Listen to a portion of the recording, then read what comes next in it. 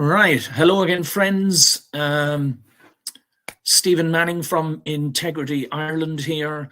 As you can see, the title of today's shortish piece is an open letter to the Irish judiciary, okay, also to the Minister for Justice and to all of you good people out there. I've been asked not to keep saying guys, so I'm going to try friends instead and see if that works. Now, to get to the point, my friends, what I'm trying to do is to help people to understand how compromised the system is, the system that we all take for granted, the system that we believe we must depend upon, the authorities that we believe we have to go to get resolution to any of our problems, and so on and so forth. I do keep broadcasting, and as I've written in the book that you can see there, top left or top right, sorry, Crisis Color Coup book. In there, I explain as best I can the mechanisms of human evil and how it has become institutionalized, corporatized, governmentalized. It's sort of crept up on us. It's taken a long time, but it's crept up on us. But there was a great acceleration in this this move towards institutionalized evil. Many of the people involved are completely unaware that it's happening.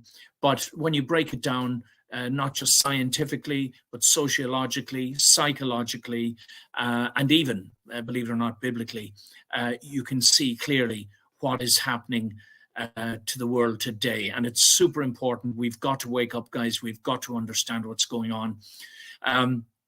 More important even than the symptoms of what's happening, because this is where most people are focused. They're focusing in on the symptoms of, well, let's say the medications, or let's say independent court cases. And to a certain extent, that's partly what I'm doing today. I'm going to show you some of the symptoms of the problems that we're all facing, but the bigger picture is what I want you to grasp. Now, all I'm going to do, guys, I'm sorry, friends, is read out an open letter. And the reason I've written this open letter to the Irish judiciary is because basically the only thing that these miscreants and rogues in the system who are abusing all of their privileges and all of their authorities, making a mockery of our so-called democracies, making a mockery of the rule of law, and getting paid royally while they're doing it. The one thing that does seem to rattle their proverbial cages is publicity. The old saying, publicity is the soul of justice. I'm suggesting that of all the many people still come to me asking me for my opinions or any sort of directions or whatever I can do. As you can see in the banner at the bottom there, please go to integrityireland.ie. There's a lot of information there. There's some useful forms, there's ideas and explanations of how the system works, how it functions, and how it, more importantly, how it doesn't function. The system isn't there for you, my friends. The system is there to protect the system than the lackeys and toadies that are employed in it. Okay, that's what it's there for.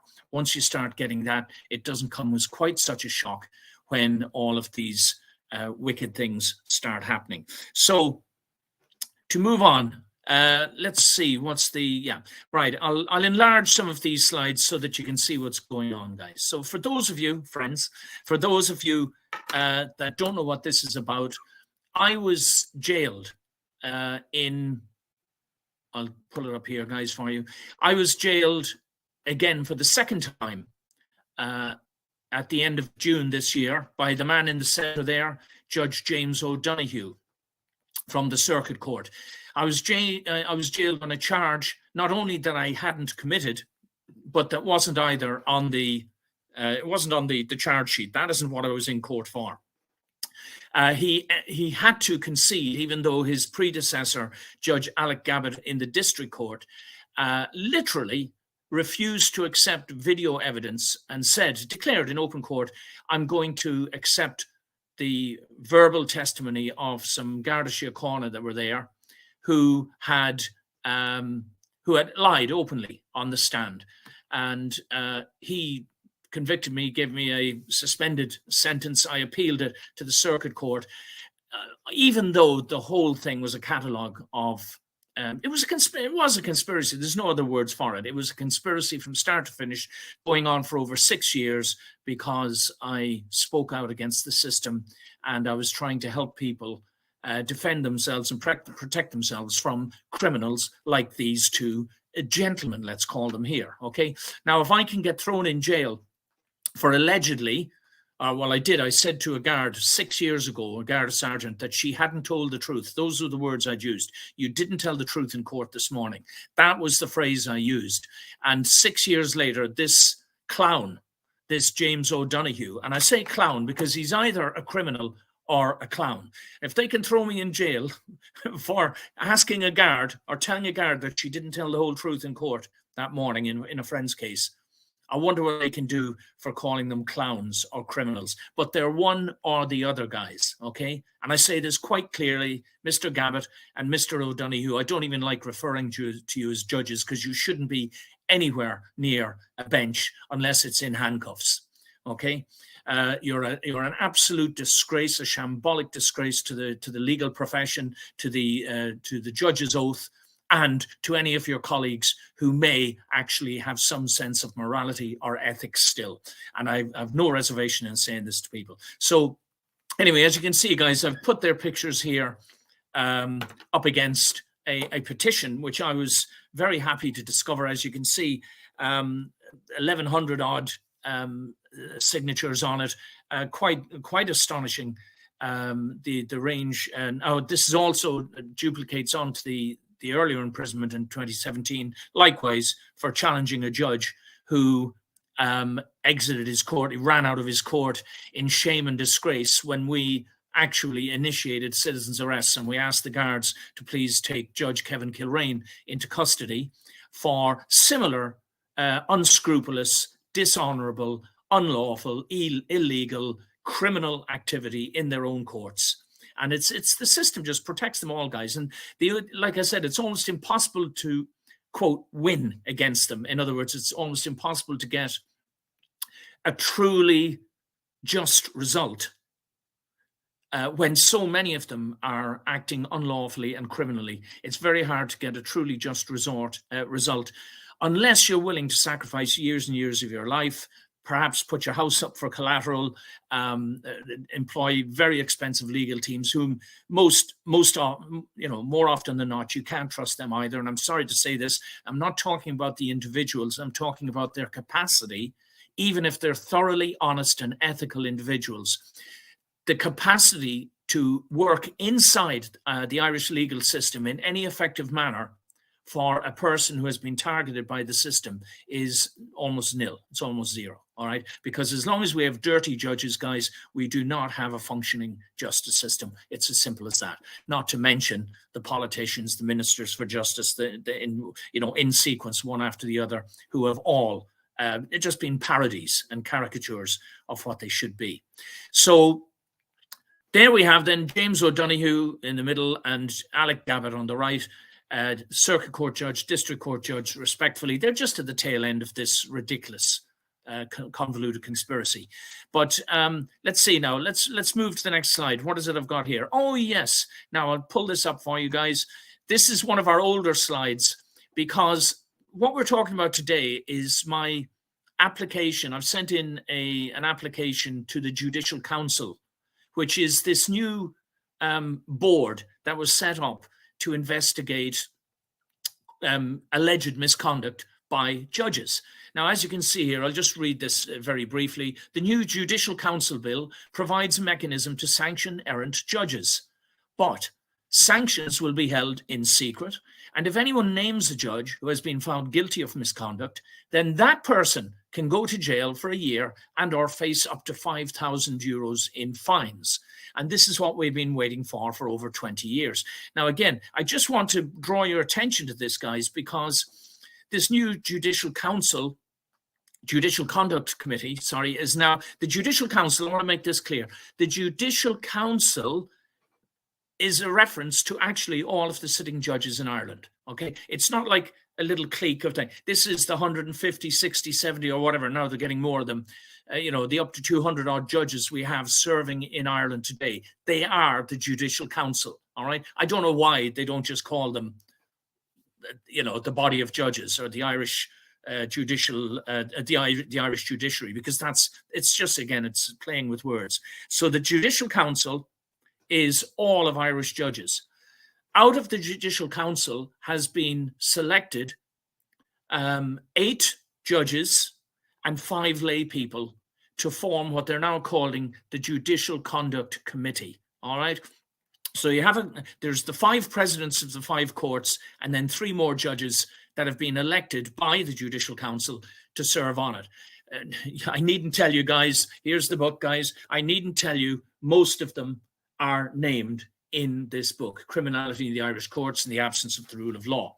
Most of the judges on that panel. The 5 lay people have been appointed from within a very shallow pool of selected choice individuals who will no doubt know what side their bread is buttered, so to speak. I know this why, because I applied for that job, on, you know, tongue in cheek. That's another story for another day, and we did videos about that as well. It's an absolute farce how they dealt with it.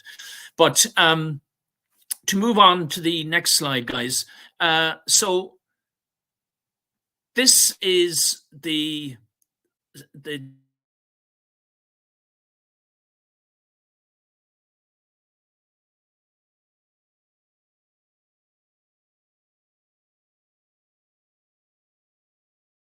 Irish Times. Hold on. And of course, for some reason, there we are. Sorry, guys. All right. And listen, to save editing and whatever, guys, I'll just keep running, even if there's little glitches. Okay. So here's the Irish Times article. This was recent, guys. Okay, because as you can see, it refers to the annual report for last year. No complaints made about judges last year under the new system were admissible, the report shows. All right.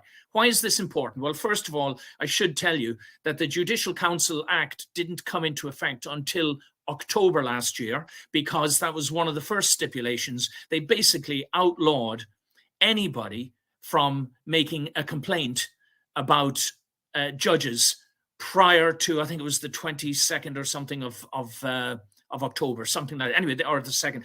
They named a specific date so that the 40 judges we have named in here, for example, none of those, we couldn't forward those complaints to this judiciary, now deemed inadmissible. All right. And the small print there, if you can read it, it says the annual report shows 17 of 34 complaints did not fall under the scope of the relevant act. Now, you might say, oh, well, that's only 17. So what happened to the other 17, you know, or yeah.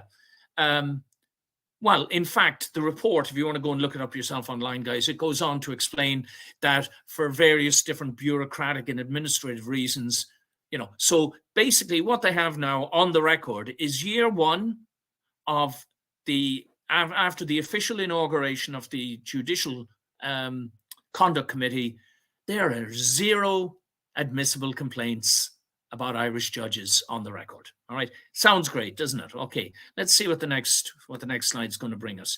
Here is a very smug-looking Kevin O'Neill. It was hard enough to find this photograph of him. This man was previously the principal registrar at the 4 courts. You're going to find this hard to believe, guys, but believe it or not, right now, he holds 3 different posts. He is the secretary to the Judicial Council, meaning all Irish judges. He is also the registrar to the Judicial Conduct Committee, and he's the gatekeeper. He's the one who either allows or doesn't allow these things to go forwards. And thirdly, he's the secretary to the Complaints Review Committee, which is the body you have to go back to if he refuses to accept your complaint, which, as you might have already guessed, is what's happened to me. Why is Mary Carolyn down here? Well, she's the author of that article in the Irish Times. She's also the same woman, my friends, who put in an article in May 2020, I believe, was it? Anyway, a couple of years ago, she constructed an article and published in the Irish Times, implying that I had been in a court hearing, judgment had been served on me by a Justice Michael McGrath, another rogue, another scoundrel, And the fact of the matter is that hearing never even actually happened. The article went on to explain how my case had been shut down. It was, in other words, it was that there was no such hearing. I have a recording from a registrar telling me the judge wasn't even in court today, in that day. I wasn't told about it. I was the applicant. So you have an article in the Irish Times saying that a hearing has gone ahead and there was a consequence to the hearing. My cases were shut down. Ironically, they all linked into this latest jailing and all the rest of it. Guys, it's truly incredible. But afterwards, Miss Carolyn there, Miss Anne Carolyn, got promoted to be the legal affairs correspondent of the Irish Times. When I went to try and serve legal papers on her at her offices, in the whole of the Irish Times building on a Tuesday afternoon at about 2:30 or 3 o'clock in the afternoon, according to the unnamed security who would not identify themselves, then there was nobody at work at all anywhere in that building. Would you believe it? Yeah, those of you that are keeping up to date, you'll remember that. Okay, so this is the very smug Mr. Kevin O'Neill, no doubt very pleased with himself that he's been able to draw in a 0 result. And you might ask yourself, how is he managing to do this?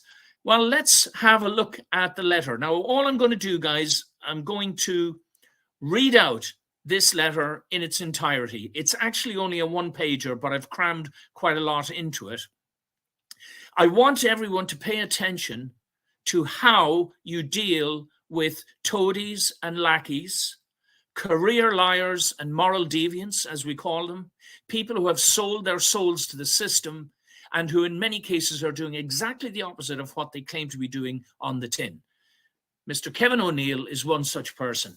He is named in here, guys, and I've got, yeah, there's this picture. It's there somewhere. I hope my fingers aren't over it. Oh, yeah, here, hold on, let me, this is him here, number 10. At the top here, guys, if you can see that. Let me, sorry, it's a bit hard to do everything in all at one hand. Number 10 there next to the margins in the inside. Kevin O'Neill. He's in there because he was a serial obstructor. Anyway, let's read the letter. I'll bring it up. I'll be reading it straight off the screen. Of course, feel free to copy and share, guys. All right. An open letter to the Irish judiciary and the Irish government, to members of the Judicial Council, copied to the Minister for Justice and all interested parties, which is you guys, okay?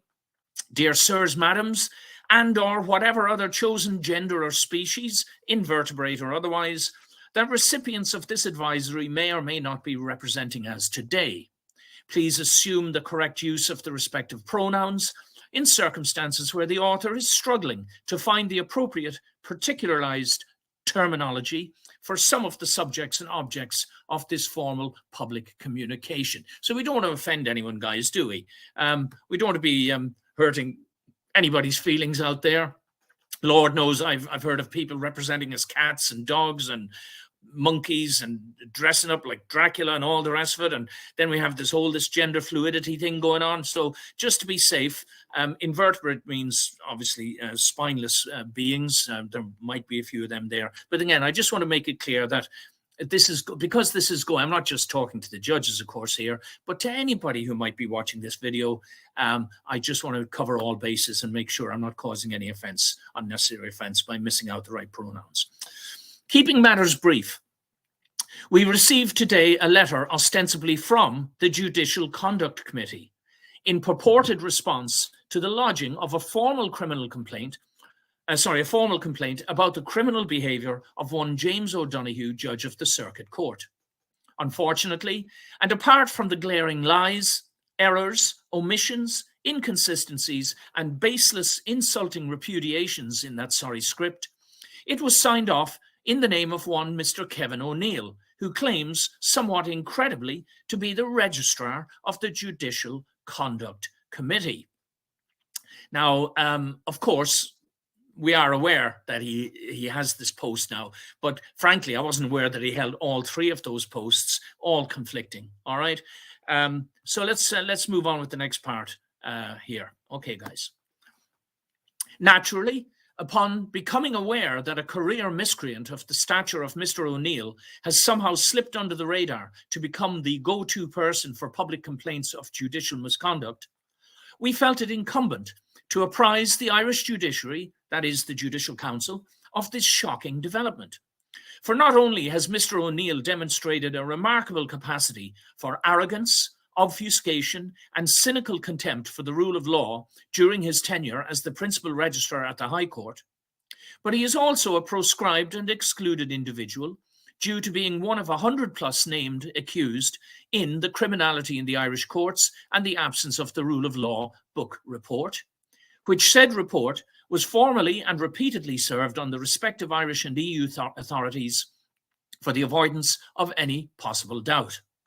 Accordingly, as any right-thinking person with an eye to propriety and the public perception of justice will surely understand, such as any ethical, conscientious judge, for example, or indeed an honest minister for justice, we cannot, of course, communicate with known malefactors for fear of being made complicit, unwittingly or otherwise, in devious attempts to pervert or obstruct justice. And again, I just want to make this point very clear, guys. It's a very simple concept, but it's very, very powerful. If you're dealing with anybody in authority at all across the board, no matter who they are, up to and including judges, if you see them straying away, doing something unlawful or inappropriate that could be unlawful, or, you stop them. You say, whoa, whoa, whoa, stop it, sunshine. We stop right here. This is how I got O'Donoghue actually to field the video that proved my innocence in that court case.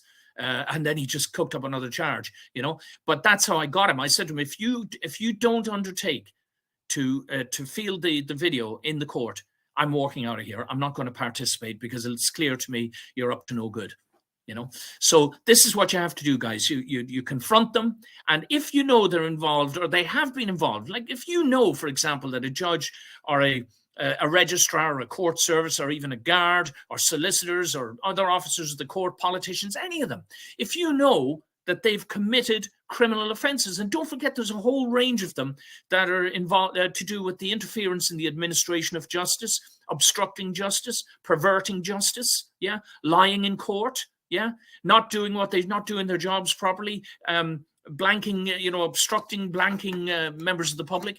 These are all criminal offences, guys. Don't deal with them. And then if they've done the same to your friends, your colleagues, don't deal with them on those grounds as well. All right. So on to the next one. There's only a few of these guys. All right.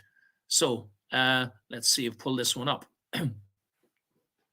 We therefore respectfully inform and advise the Judicial Council, with the noted exception of the 40+ judges also named in that report, who have likewise abandoned any right to private or public respect by deliberately and knowingly trashing their codes of conduct, their oaths of office, and the internationally binding Bangalore principles, that we require some other individual who is not a scheming sycophant, nor already publicly proscribed and excluded from engagement with honest members of the public, to review our formal complaint sent in to the JCC on September the 27th last, with a view to the following: to evaluate our valid 10-part complaint on its merits and on the proofs. 1, without excluding key issues. 2, without falsely implying that our complaint is inaccurate or flawed.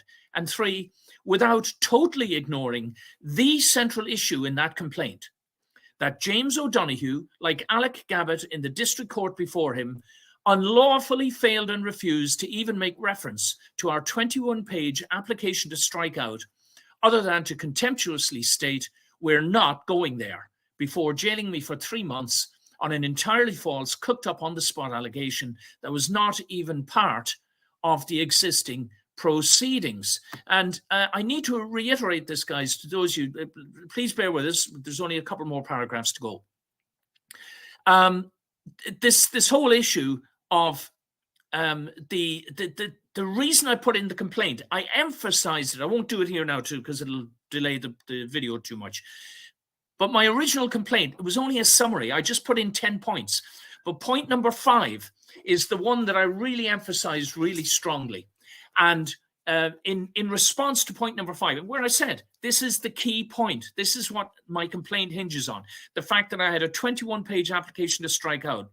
Alec Gabbett wouldn't look at it. Then I brought it into the circuit court. James O'Donoghue wouldn't look at it. I served it on the court by email in advance. I sent copies to the DPP, to the guards, to the local guards, the local court services offices. They were all served with it. That was what the whole complaint hinged on. And what O'Neill does, he writes back, he covers each point one after the other.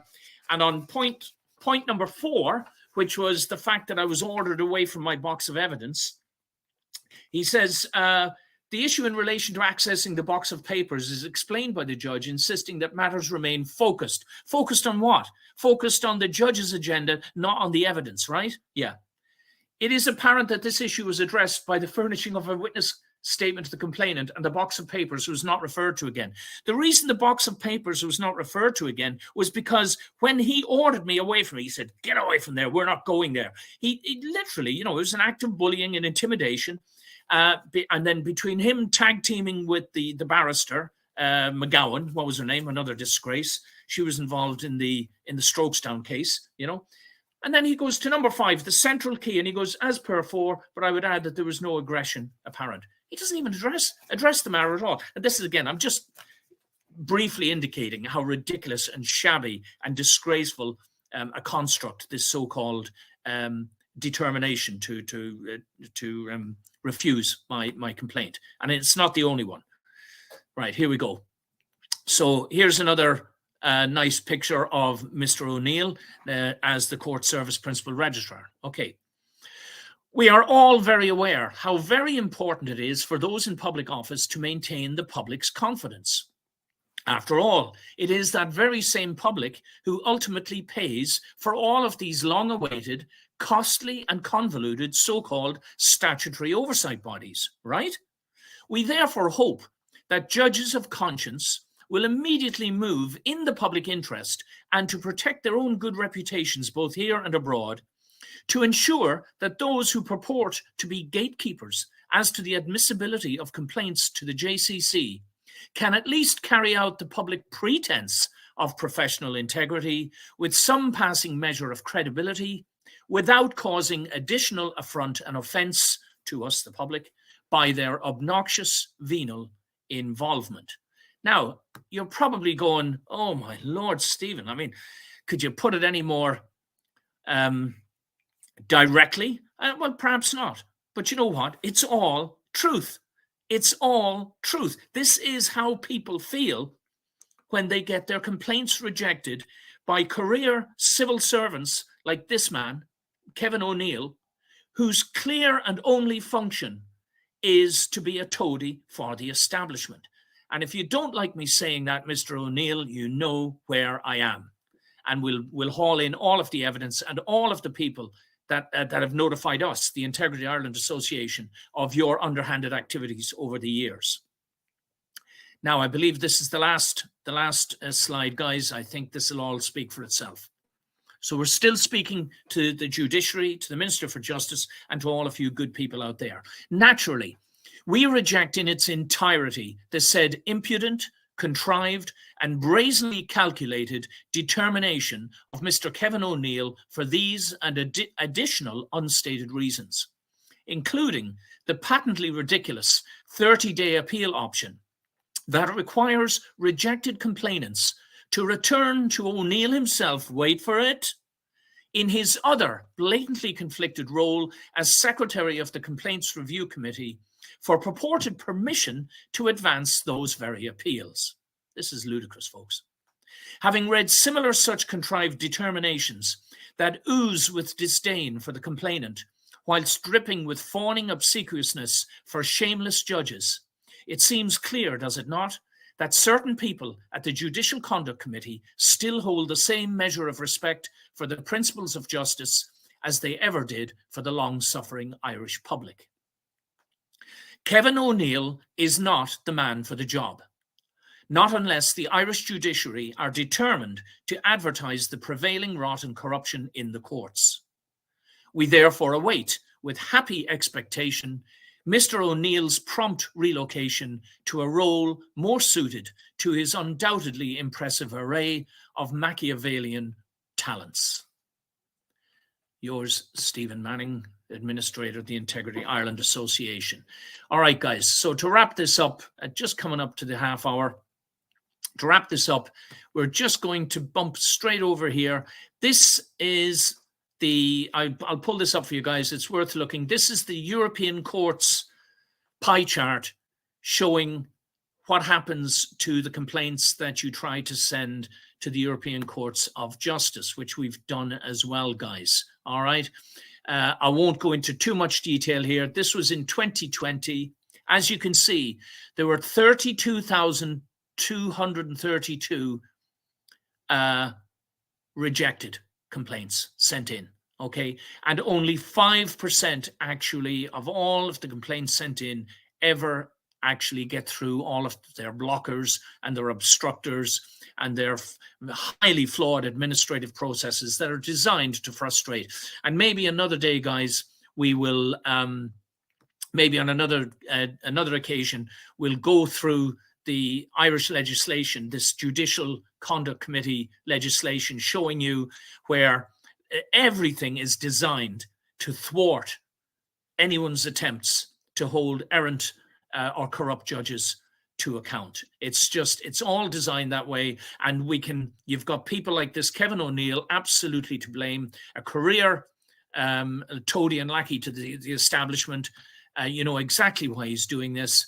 And this final slide here, guys, I'll just leave that up there on the side. If you'd like to support us, please go to crisiscultcoup.com. I'll just put this here. We'll just put it through there. Crisis Call Coup at the bottom, guys. If you want to support us, we'd appreciate it.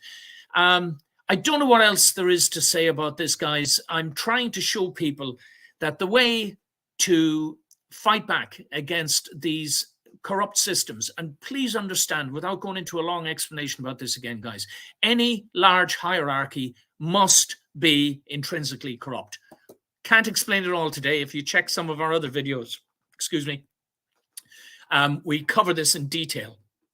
All large hierarchical systems have to be corrupt, and I mean morally corrupt, in order to continue to function. It's a scientific, psychological, provable fact. All right, large means over 70 people, although, of course, there are a lot of smaller entities that are also equally corrupt, but they start off on a corrupt basis anyway. I'm talking about saintly organizations with any more than 70 people in them. Those organizations in those formats must become morally corrupt, or else they cannot continue to function. I can't go into more detail now. The thing that these career miscreants and moral deviants are worried about, and what they don't like, is publicity. Publicity is the soul of justice. And what we've just done here by reading out this letter, look, hey, I never thought for a moment that my complaint was going to get past these gatekeepers. And I'm not going to write back to this character O'Neill, because it actually offends me. I'd even borderline say it disgusts me to have to engage with people like that. Why do I want to allow him to waste my time, my energy? It's because they've set up the system in such a way that we have to keep going back to them. This is what has to change, guys. As the world wakes up and realizes what's going on a global scale with the lockdowns and all the plans for 15-minute cities and so on and so forth. I don't want to say too much in case it gets me blocked or shadow banned or something. But as people wake up and see, this is where it starts. You've got these petty sociopaths that come into the civil service and the public service, and then by creeping and clawing their way up the sneaky ladders of ambition, they find themselves in a position, and they get rewarded every time they protect the system. They get rewarded for it.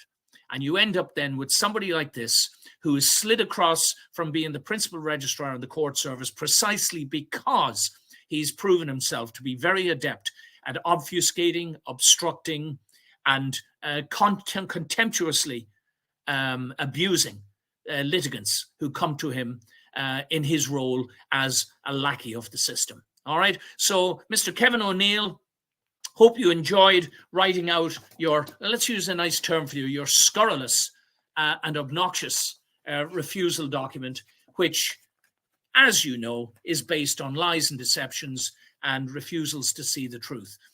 I don't know if I'm going to do anything else about this, but if I do, it won't be through you.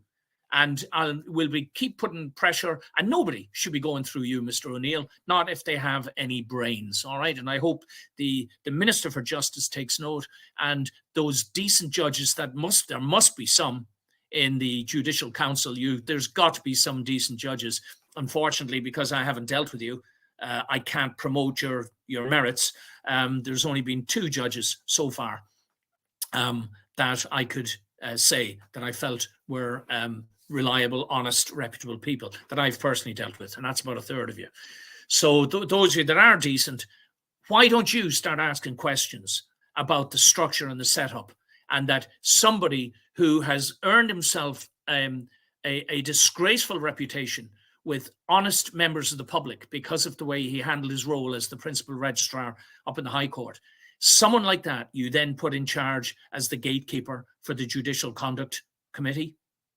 Guys, it's just not good enough. Yeah, you're not credible anymore, guys, and you're getting less and less credible with every passing day. Friends, thank you very much. I'll listen back to this and see how many times I said guys for those of you, and of course all genders and all shades and species of guys and gals and all the rest of it, guys. All right. Anyway, I hope you get a little joy out of that. I will post a single page snapshot of that letter for those of you that want to share it. I'll do so down below the video. If you can, if for any reason you don't see this here, we're also going to put it up on Rumble, hopefully on YouTube, hopefully also on X, Twitter, or wherever we can, guys. We're slowly getting around to it.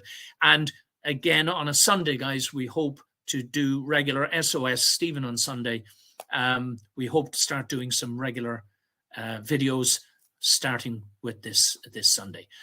God bless everybody. Please be kind to each other, but open your minds, open your hearts, start learning and understanding who and what these systems are, what they're there for, because it most certainly isn't to serve you or look after your interests. Okay. All the best.